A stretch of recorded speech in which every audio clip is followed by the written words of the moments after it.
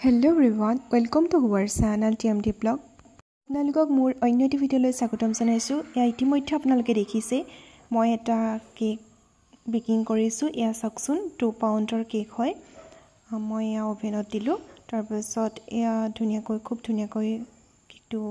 Spongy হৈছে। আপোনালোকক মই দেখাইছো ইয়াৰ সব কেকটো যে পাৰফেক্ট হৈছে। এনেদৰে আমি দিয়াৰ পাছত যদি কেকটোত লাগি নাহে তেতিয়ালে it's good and perfect. So এয়া চাও কি ধুনিয়াকৈ পাৰফেক্ট হৈছে। মই আঙুলিৰে কেকটো মই দেখাই দিছো আৰু কেকটো কিমান ধুনিয়াকৈ ফুলিছে আপোনালোকে নিজে খুৱাই দিছো অনুমান কৰিব পাৰিছে। আৰু এই কেকটোত মই অকমান yellow color food color use কৰিছো যাৰ বাবে কেকটো দেখিবলৈ আৰু খুব ধুনিয়া হৈ পৰিছে। আৰু মই ভয়েস অভাৰটো বাহিৰত বহিলে কৰি আছো গতিকেলৈ আপোনালোকে হয়তো কৰবাত শব্দ শুনিব পাৰে গতিকেলৈ হেবিলাক ইগনোৰ কৰিব মোৰ কথাটোতে ধ্যান দিব। আৰু চাওকচোন আমাৰ যেতিয়া কেকটো পাৰফেক্ট হয় আমি যেতিয়া এনেদৰে কাটি দিও তেতিয়া চাওক কেকটো ভিতৰত এখন মোচাকৰ দৰে হৈ পৰে। আৰু ইয়া চাওক মই হুইপ ক্ৰীমখিনি উলিয়াই লৈছো আৰু এই ক্ৰীমখিনি মই হুইপ ক্ৰীম কৰাৰ পাছতে আমাৰ কেকটোত কেনেদৰে ডেকোৰেশন কৰো সেই বস্তুখিনি মই দেখাম। যদি আপোনালোকক বেকিংৰ আপোনালোকক ক্লাছ লাগে তেতিয়ালে বা এনেদৰে ভিডিও লাগে তেতিয়ালে মোক নিশ্চয়কৈ জনাব। মই আপোনালোকক বেকিংৰ ওপৰত মই এটা ভিডিও বনাম। এটো মই বহুত দিনৰ পৰাই কৰি আছো কিন্তু মই এই কামটো দেখুৱা হোৱা নাছিল অৱশ্যে। মই হেদিনাখনি কৰি থৈছিলো ভিডিওটো ভাবিলো যে মই এতিয়া দি দিও আপোনালোকৰ মাজতো আপোনালোকেও চাওক আৰু এনেদৰে কৰিব লাগে। এইখিনি খুব কঠিন কাম বুলি ক'ব লাগিব যিসকল ন শিকাৰো পুৰণি সকলৰবোৰ কঠিন হয় যেতিয়া বতৰ ওয়েদাৰটোৱে মানে হাই টেম্পাৰেচাৰ দিয়ে যেতিয়া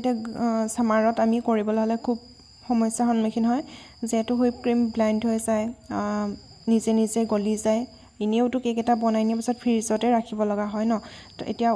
ইয়াৰ উপৰিও যেতিয়া আমি এনেদৰে কৰো তেতিয়া খুব আমাৰ কষ্ট হয়। আৰু এয়া চাওকচোন যেতিয়া এনেদৰে উবিয়াই দিব যদি ক্ৰীমটো পৰি না যায় নিজৰ শেপত থাকে তেতিয়ালে এটো পাৰফেক্ট হয়। যেটো আমি ফুল বনাব লগিয়া হয় বিভিন্ন ধৰণৰ শেপ দিব লগিয়া হয় প্ৰত্যেকটো শেপত ইউজ কৰিব পাৰে এনেদৰে সুবিধা হয়। এটো হৈছে পাৰফেক্ট বেটাৰ। এটা নেক্সট আহিছো আমি এটা চেনিৰ সিৰাপটো প্ৰস্তুত কৰিব লাগিব। আমি ঠাণ্ডা দিন হলে আমি গৰম কৰি লৈ প্লেনিও তাক আকৌ ঠাণ্ডা কৰি কৰিব পৰা যায় কিন্তু এনেদৰে কৰিবলৈ হলে গৰম দিনৰ বাবে এটা টিপস মই ইউজ কৰো আপোনালোকৰ আগতে মই শেয়াৰ কৰিছো। এয়া চাওকচোন ফ্ৰিজৰ পানী বটল মই উলিয়াই আনিছো আনি মই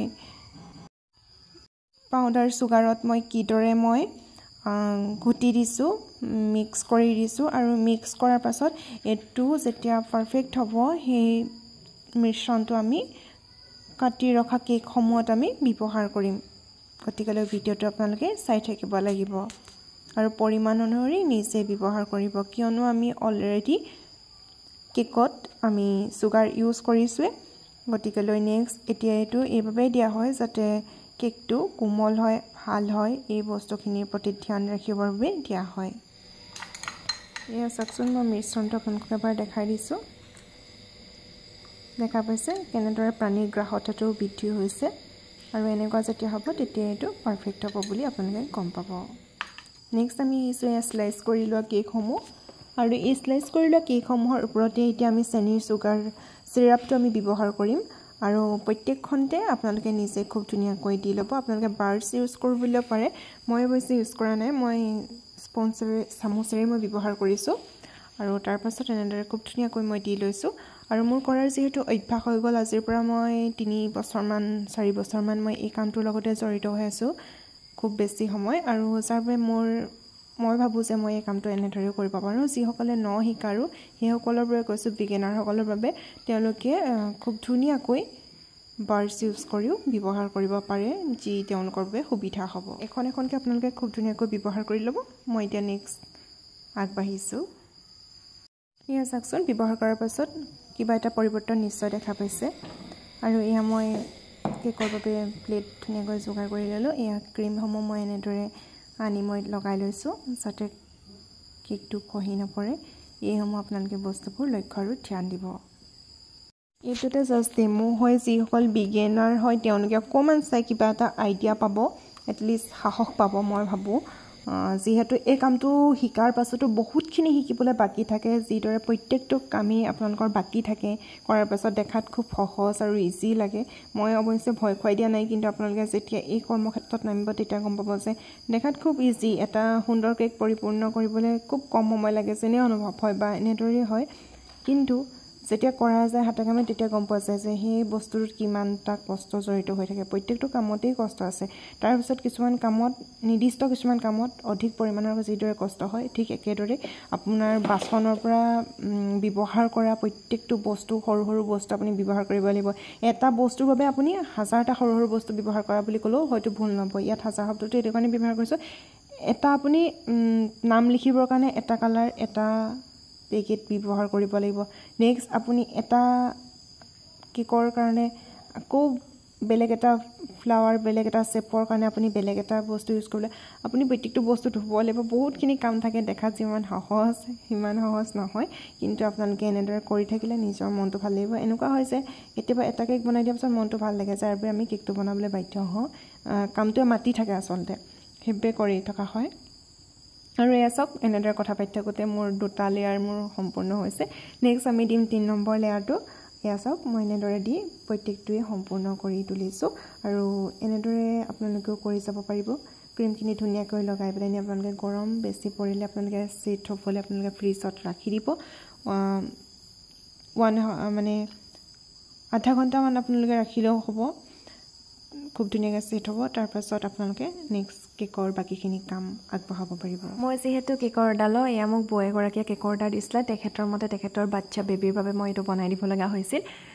যেহেতু বেবীৰ পচন্দ আছিল এই কালাৰটো ব্যৱহাৰ কৰিব লাগিছিল এই কালাৰটো ওপৰ লেয়াৰটো দিয়া হৈছিল যাৰ বাবে মই এই কালাৰটো ইউজ কৰি মই ব্যৱহাৰ কৰি আছোঁ এয়া চাওকচোন কালাৰটো আমি কৰি লগাই লোৱাৰ পাছত আকৌ আমি এনেদৰে কেকত চেপ দিব লগা হয় তাৰপাছত বাকীখিনি তাৰপাছত আমি এনেদৰে কেকসমূহত নুজেলৰ থ্ৰেডিও আমি লগাব পাৰোঁ বা এনেদৰে মই এই প্লেট শ্বটাৰে লগাই দিওঁ আৰু বিভিন্ন প্ৰকাৰে লগাব পাৰি আপোনাৰ যিদৰে সুবিধা হয় তেনেদৰে লগাব যোনসকল বিগিনাৰ প্লিজ তেওঁলোকে পাইপিং বেগ ইউজ কৰিয়ে লগাব কিয়নো তেতিয়া আপোনাৰ ষ্টেপটোও ভাল হয় লগতে প্লাছ কামটোৰ বাবে সময় কম হয় কিন্তু মই কৰি কৰি মোৰ অৱশ্যে অকণমান অভ্যাস হৈছে গতিকেলৈ যাৰ বাবে মই এনেদৰে কৰিছোঁ চাওকচোন কিমান স্পীড নিব লগা হয় আৰু এনেদৰে বেছি স্পীড নিবলৈ হ'লেও আমাৰ গৰমত কেকটো গলি যোৱাৰ খুব চান্স বেছি হয় যাৰ বাবে আমি খুব সহ্য কৰিব লগা হয় বুলি ক'লেও ভুল নহয় আৰু যিহেতু আজিকালি ইমানেই প্ৰখৰ ৰ'দ ইমানেই প্ৰখৰ তাপ যাৰ বাবে আমি এনেদৰে কেক প্ৰস্তুত কৰাৰ পাছত আমি 20 মিনিট 15 মিনিটৰ বাবে আকৌ আমি ফ্ৰিজত ছেট হ'বৰ বাবে দিব লগা হয় এতিয়া এই কেকটো মই তেনেদৰে বনাইছিলোঁ প্ৰস্তুত কৰিছিলোঁ মেকিং কৰোঁতে কিন্তু মই আপোনালোকক দেখাব পৰা নাই যিহেতু মই এইবোৰ ক্লিপ লোৱা নহ'ল তাৰপিছত চাওকচোন এনেদৰে অলপমান দেখিছেনে কিবা এটা পৰিৱৰ্তন এয়া চাওক মই ফ্ৰিজত থৈ দিলোঁ সেইবাবে অকণমান ফুটা হৈছে গুটি নহ'লে যদি মই ফ্ৰিজত নথলোহেঁতেন তেতিয়াহ'লে সেইটো বস্তু নাহিলে হয় কিন্তু দেখিবলৈ বেয়া নালাগে তথাপিতো মই এইবাবেই আপোনালোকক মই জাষ্ট কথাটো জনাই দিছোঁ যিহেতু মই ফ্ৰিজত ৰাখি উলিয়াই আনিলোঁ আৰু চাওকচোন সেইকণত মানে অকণমান বহি গৈছিলে যাৰ বাবে মই ক্ৰীম আকৌ অকণমান লগাই মই এনেদৰে প্লেন কৰি দিছোঁ আৰু তাৰ পাছত মই আকৌ শেপ দিবলৈ ট্ৰাই কৰিম প্লেন শেপ আৰু এয়া চাওক এনেদৰে আপুনি ঘূৰাব লাগিব যাৰ বাবে আপোনাৰ প্লেন শেপ ল'ব তাৰপাছত আৰু অলপ কাম আছে বিগিনাৰসকলৰ বাবে এইখিনি কাম খুবেই কঠিন হয় যে কৰি থাকিব গৈ থাকিব এনেকুৱা দৰে হয় তাৰপাছত আপুনি এনেদৰে ওপৰখিনি প্লেন কৰিবলৈ ট্ৰাই কৰিব লাগিব তাৰপাছত আপোনাৰ এনেদৰে কেকটো পৰিপূৰ্ণ হ'ব তাৰপাছতে আপুনি বাকী কামসমূহৰ বাবে আগবাঢ়িব পাৰিব চাওঁ তেনেহ'লে বলক আপোনালোকে ভিডিঅ'টো স্কিপ নকৰিব আৰু চেনেলটো ছাবস্ক্ৰাইব কৰি ল'ব আৰু লাইক কৰিব শ্বেয়াৰ কৰি দিব আশা ৰাখিছোঁ আৰু এয়া চাওক মই ষ্টাৰ নজেল ইউজ কৰিছোঁ আৰু ইয়াৰো বিভিন্ন ধৰণৰ ভাগ থাকে মই আগতে এটা সৰু নজেল ইউজ কৰিছিলোঁ মোৰ ভুলবশতঃ হেৰাই গ'ল এতিয়া মই এয়া বেলেগ এটা নজেল ইউজ কৰিছোঁ এইখিনি ৰাছিয়ান নজেল আছিল এইটো অকণমান চাওক তাৰপিছত আকৌ মই ছেট হ'বৰ কাৰণে ফ্ৰিজত দিছোঁ এইটো ক্লিপ লৈ থোৱা আছিল মই দেখাব পাৰিলোঁ আৰু এইখিনি মই নেক্সট ডে মৰ্ণিং বনাইছিলোঁ সেইখিনি মই নাইটত বনাইছিলোঁ আৰু এয়া চাওক মৰ্ণিঙত মই এইখিনি বস্তু বনালোঁ কিউই দিছোঁ ষ্ট্ৰবেৰী দিছোঁ তাৰপাছত চেৰি দিছোঁ প্লাম দিছোঁ তাৰপাছত ইয়াত টেঙা এইখিনি চাওকচোন মানে অৰেঞ্জ দিছোঁ আৰু এইখিনি তাৰপাছত মই এনেদৰে মই পেকিং কৰি কাষ্টমাৰৰ বাবে মই দিছোঁ আৰু ৰিয়ান্স লিখিছোঁ নামটো যিদৰে মোক দিছিল আৰু তেওঁলোকে খুবেই পচন্দ কৰিছে আৰু তাৰ বাবে মই ভাল লাগিছে থেংক ইউ আৰু আপোনালোকক যদি কাৰোবাক লাগে প্লিজ তেতিয়াহ'লে কমেণ্ট কৰিব আৰু মোৰ লগত পোনপটীয়াকৈ যোগাযোগ কৰিব আৰু কেকৰ অৰ্ডাৰসমূহ আপোনালোকক ডেলিভাৰী দিয়া যাব যদি ভিডিঅ'টো চাই ভাল পাইছে তেনে please like comment share and subscribe কৰি মোৰ চেনেলটো আগবঢ়াই নিব আৰু সাহস দিব মটিভেশ্যন দিব আপোনালোকৰ এটা লাইক এটা কমেণ্টে মোক বহুত বেছি মটিভেশ্যন দিয়ে যাৰ বাবে মই নতুন ভিডিঅ' আপোনালোকৰ মাজলৈ আনিবলৈ সাহস পাওঁ আৰু আপোনালোকে এই ভিডিঅ'টো কেনেকুৱা পালে প্লিজ কমেণ্ট কৰিব আৰু এছক হেপী বাৰ্থডে মই এইটো ষ্টিকাৰটো দিছোঁ যিহেতু বেবী বয় হয় যাৰ বাবে তাক মই দি দিছোঁ তাৰ হেপিনেছৰ বাবে এটা তাৰ বিশেষ দিন আৰু এখন আমাৰ ইয়াৰ পৰা নাইফ চাই আৰু এইখন মই দিছোঁ আৰু তাৰ পচন্দৰ ওপৰত একদম মই তলত ৰেডি কৰিছোঁ প্লিজ কমেণ্ট কৰিব আপোনালোক মই ফটো এড কৰি দিছোঁ প্লিজ কমেণ্ট কৰিব আজিলৈ আহিছোঁ বাই বাই থেংক ইউ